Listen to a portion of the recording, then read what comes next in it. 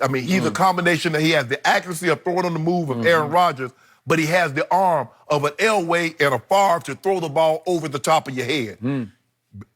After that, you see him rush for a couple of touchdowns late in the season because everybody dropping off. He's like, he turbos on them.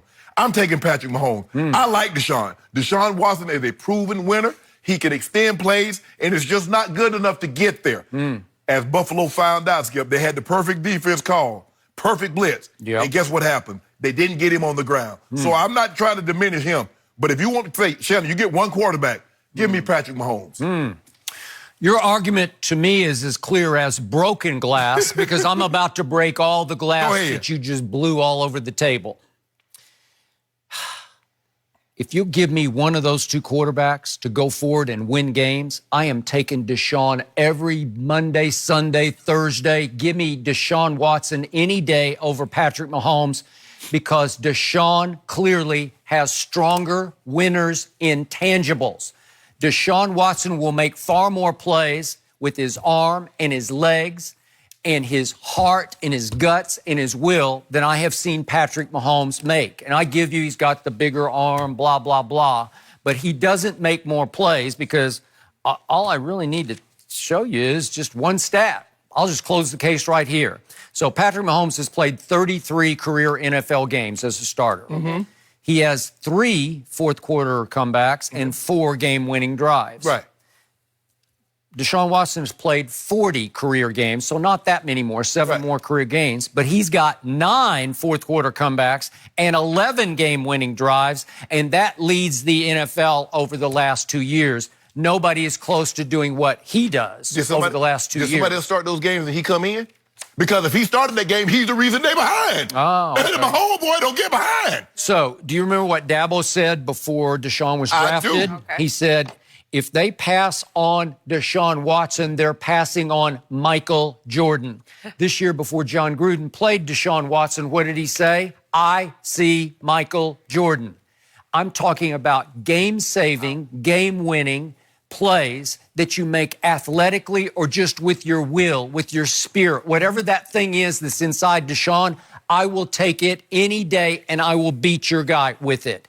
And your guy, let's be clear about this, no quarterback in the history of the NFL has ever fallen into a more advantageous situation than Patrick. Prescott. Stop it. Dak Prescott. Dakota Rain Prescott. Did they trade up to get Dak Prescott? No, they traded back to get him. Dak was in the 4th round, but you said... Well, I'm just saying, they kept saying, we want this guy, and we missed on him, so I can't even remember all the guys they wanted. Lynch. No, but then they wanted Johnny Michigan State. Oh, Connor Cook. Connor Cook. Oh, Cook, yeah. You know, so we want this guy. No, we missed on him. Somebody took him. No. So we wound up with the 4th round guy. So don't tell me it's a similar circumstance. No, you said no quarterback has landed in a more favorable situation where you get Zeke Elliott, you get the top offensive line. You're trying to change the subject because you know I'm going to really burn you with this one.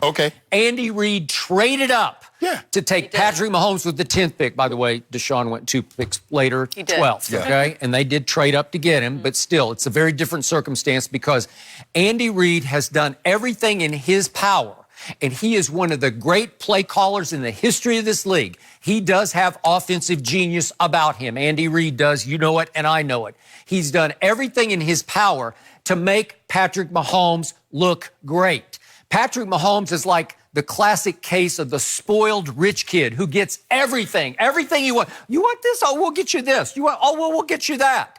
How about the tight end that he has? How about Travis Kelce? Is there a better route-running, pass-catching tight end in pro football than this guy? There's not. It's like George Kittle right there. Okay, but I don't think so. I'm talking about a wide receiver of a tight end who can make acrobatic, leaping catches and has not good hands. He's got great hands. You want to talk about the ultimate security blanket that Patrick Mahomes, when in doubt, he can just look for 87 and throw it in his vicinity, and he'll probably catch it.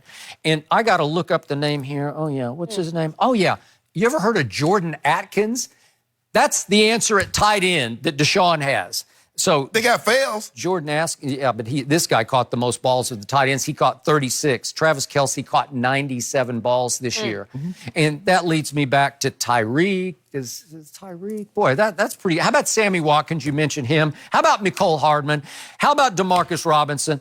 How about Byron Pringle? Every time I look up, they got another speed burner at wide out. If you don't mind me asking, is DeAndre Hopkins any good? Yeah, he's about it. Okay? What about William Fuller the fourth? Okay, is he going to play this weekend? I doubt it. Before? No, I'm just Fuller. Okay, he's not playing this week. Okay, but he's had it. And then right Kenny direction. Still. Yeah, Kenny Still any good? Okay, so you don't have any tight end of any note. Oh, okay, but no tight end of any note. But you were trying to make it seem okay, like DeAndre Hopkins is basically sort of a possession type receiver. He doesn't run by people. he ran by New England. He sure ran by New England twice. Not huge. He's not a speed burner. No, he's not Tyreek. Well, if you there's nobody Okay, Tyreek. all right. Well, Mecole thank Hardman you. is not Tyreek. Thank you. And then Kansas City is one of the more stable, perfectly run organizations where Yes. you can trust day after day what they're going to do. Fair.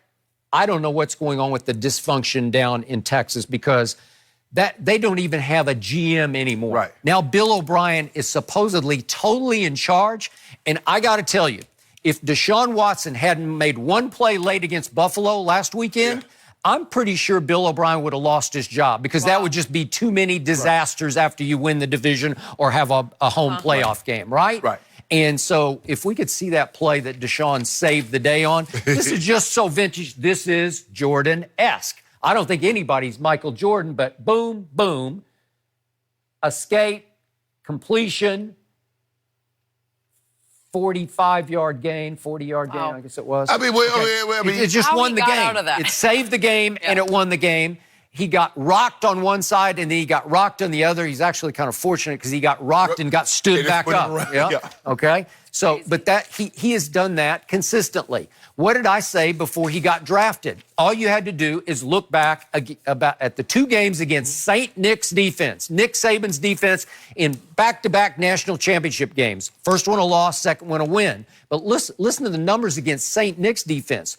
He throws for 405 the first game and runs for 73. That was 4 touchdown passes, and they lose by 5. In the second one, he throws for 420 and added 43 yards rushing and hit Hunter Renfrow with 1 second left to win the game, 35-31. That's just Jordan-esque in both games.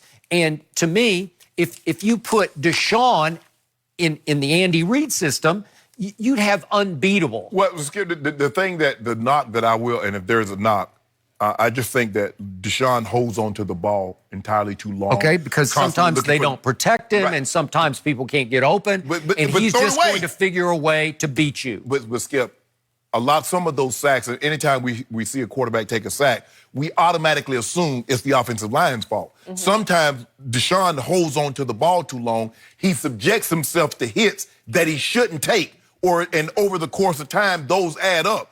I'm not saying Deshaun isn't good, but that guy right there, Skip, you do realize who's tougher physically. What have you seen? What's been displayed for you? My guy dislocated his kneecap on a quarterback sneak. After 3 weeks, and he put it back in. In the history of football, nobody has ever gotten hurt on a quarterback sneak except that guy. He had a knee popped it back in place. He said, I'll be back in 3 weeks. I don't know. There's always some knick-knack injury that he's fighting through. All I know is 4,026 and 5. All I know is he lost 2 straight home games, and I don't know how. So hold on. If I'm not mistaken, didn't Tom Brady lose a couple of home games too? Okay, now we're changing this.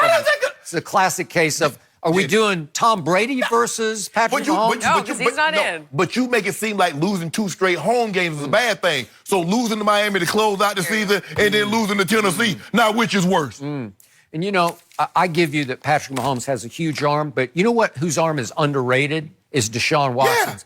It is rocket arm. You saw my homeboy throw the ball out of Arrowhead. Started in the middle of the field and just throw it over the wall. Does that count? Yeah. Does that win? Did they win that game that day? So if we need to throw a 70-yard Hail Mary, we got it. Yeah, you got it. I'm taking Deshaun all day and all night.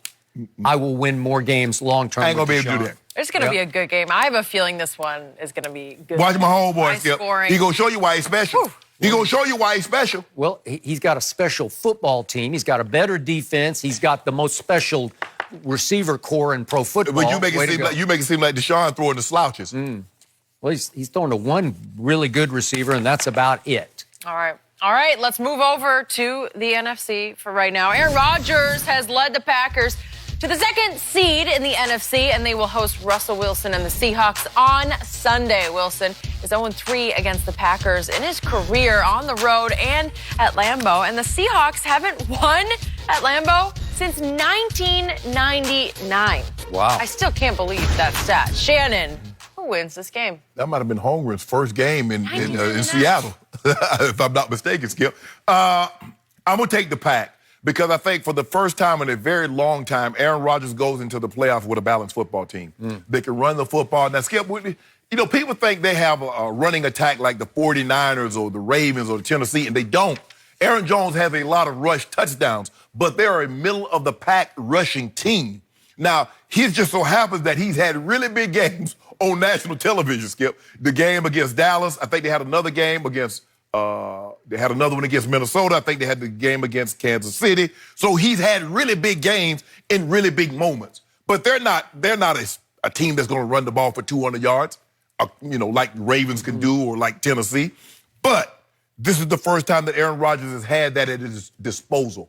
And he's healthy. He realized what's at stake here. And this is why you want to get the win all your games, Skip, because you want to get somebody coming in when it's supposed to snow 8 to 10 inches on Saturday, and they ask for volunteers to come shovel out from under that on Sunday. 700 volunteers. Yeah, they love it.